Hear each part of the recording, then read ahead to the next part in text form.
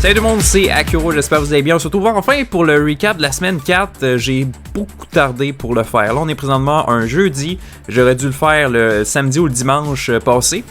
Mais j'avais vraiment pas envie, honnêtement. Là. Tu sais, la bourse, pour ceux qui l'ont déjà essayé, vraiment de trader, là, c'est même t'es même pas obligé de trader. Je pense, investissement à long terme, ça, j'en ai jamais fait, mais ça joue vraiment beaucoup sur les émotions. Puis c'est ce qui s'était passé. J'avais fait le recap de la semaine 3. Et j'avais dit, même si j'ai des pertes, je vais continuer à faire des recaps. Je veux continuer, mais c'est très très dur. Tu sais, quand je perds de l'argent, j'ai pas envie. Puis quand je veux le faire, quand j'en fais, j'ai envie d'en faire. Donc, c'est très très dur de ce côté-là. C'est les émotions. Autant quand tu trades, contrôler tes émotions, autant là, t'as pas envie de montrer, ouais, ça fait une couple de fois que je perds. Mais faut le faire, regarde, faut montrer ses forces et ses faiblesses. Fait que pour la semaine 4, en fait, j'ai juste tradé une seule journée. C'était assez, c'était en masse. D'habitude, je fais 3 jours semaine parce que le mardi, j'ai des cours en fait. Le mardi, mercredi, vendredi, j'ai pas de cours l'avant-midi. Donc, je fais juste trader l'avant-midi. Mais bien souvent, des fois, ça prend juste une demi-heure, 1 heure, puis j'arrête ça. Mais le mardi passé, en fait, mardi le 9 mars, j'ai fait 10 trades, 10 exécutions, puis j'ai perdu 333$ en comptant les frais de transaction. Quand je dis ça, c'est tout le temps en comptant les frais, même dans la description, vous le voyez aussi. Fait que j'ai arrêté cela. D'habitude, je me donnais une perte maximale de 150$ par jour. Puis je pense que la première fois, j'ai tradé une première fois, j'ai perdu 150, puis j'ai réessayé, puis j'ai reperdu 150, puis là j'ai fait fuck off, j'arrête là. Ça a vraiment, mais vraiment pas bien été. Fait que vous vous doutez un peu du moral que j'avais pas envie vraiment de faire de recap. Fait que je vais essayer de retrouver Sam. Là je peux pas reculer, tu sais, je peux reculer maximum au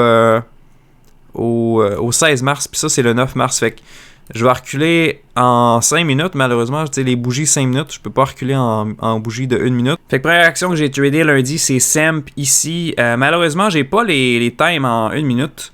Je pensais que j'avais la photo, mais c'était la photo d'un précédent trade que j'ai fait genre le vendredi. Genre là. Puis je me suis encore planté. C'est plate, honnêtement, qu'on puisse pas voir les graphiques 1 minute sur Questrade à cette distance-là. Mais ça ressemblait à ça en gros. Achat à 1,22, revente à 1,14, c'était vraiment dégueulasse. Je sais pas vraiment, parce que ça me dit vraiment pas grand chose en vrai, là, c'est des graphiques 5 minutes. Mais je me suis planté là, après ça j'ai été sur MSTO. Ça c'était quand? C'était la même date, ouais, évidemment. Fait que le 9 mars, MSTO. Puis ça, tu sais, on voit pas le graphique 1 minute, on voit juste les 5 minutes. Mais on est déjà capable de voir que j'avais le même problème. Tu sais, achat à 1,11. 1,11, c'est quoi? C'est là. Puis j'ai revendu à 1,4, 1,6, 1,3. J'ai revendu là.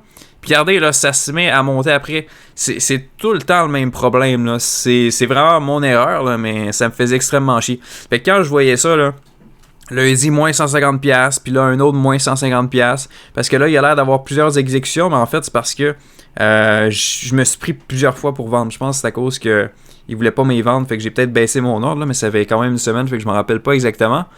Mais, tu sais, quand tu perds 300$, puis après ça, tu vois que ça monte, là, t'es vraiment maudit. Fait que j'ai fait fuck off, j'ai même pas retouché à ça. De la semaine, j'ai même pas upload mes trades sur TradeView. J'ai rien touché, j'ai même pas, parce que j'ai un fichier Excel à côté pour suivre l'évolution de mon compte. Vu que TradeView, il compte pas les frais de transaction. Donc, c'est ça. Mais en tout, à peu près, j'ai perdu... rendu là, j'étais rendu à moins 918 depuis le début que j'ai commencé à trader. Puis là-dedans, il y a aussi des frais de Questrade de 112$, je pense, parce qu'à un moment donné, mon compte, je l'avais noté à un certain montant. Le lendemain, il avait peut-être baissé de 100$. Il va falloir que je check sur le site web de Questrade. Je pense que des fois, il y a des frais que je m'en rends pas compte parce que je me connecte tout le temps sur IQ Edge. Mais c'est à peu près 900$. Si j'enlèverais tous les frais de Questrade, ça me ferait juste 300$ de perte à la bourse. Mais il faut tout le temps compter ses frais, puis j'aime mieux le faire. C'est pour ça que je me suis fait un petit Google Sheet. D'ailleurs, TraderView, vraiment, c'est super le fun. Je sais pas s'il y en a qui connaissent. C'est gratuit pour 100 trades par mois. Tu as le droit juste de mettre 100 trades par mois, je pense, dessus. Puis ça te sort plein de stats sur tes trades. Ça te montre, bon, quel jour t'as fait vert, quel jour t'as été rouge. C'est vraiment, vraiment le fun. Puis je vous conseille aussi de faire une feuille Excel. Ceci, c'est super le fun. Fait que c'est tout pour la semaine 4. Ça a vraiment été très très petit. Honnêtement, je me demandais même si j'allais recommencer à trader. Là. Lundi, je trade pas, mais le mardi, j'ai mon réveil, là, mais ça me tentait vraiment pas. Puis ça a bien été le mardi. Là, je commence à être plus vert, mais ça veut tellement rien dire. Fait que je sais pas, je vais faire d'autres recaps honnêtement. Là. Je sais vraiment pas. Je suis en apprentissage, puis je trouve ça très très dur. Je trouve ça plus dur que le cégep parce que le cégep, je suis au cégep présentement en plus. Mais le cégep, on apprend à suivre ce que le prof dit. T'sais, on n'apprend pas à prendre des décisions. Dans la bourse, il faut que tu apprennes à prendre des décisions, puis tu sais assez vite si tu as raison ou pas. Fait que j'espère que vous avez apprécié le petit recap. N'hésitez pas à laisser un like, vous abonner, commenter. Vous pouvez join le serveur Discord parce qu'il y a un channel bourse dessus. Il y a juste moi puis Atomic dessus. Il y a un Cuno, je pense, que il veut commencer les crypto-monnaies. Que vous parlez de crypto, de n'importe quoi, c'est bien correct. Là, on est disponible à tous. Vous pouvez aussi aller voir les chaînes à Danny Murray, Samurai Trading, Serge Champagne et Benoît Poitras qui sont disponibles en description. Donc on va se voir dans le prochain recap. J'espère qu'il va être vert.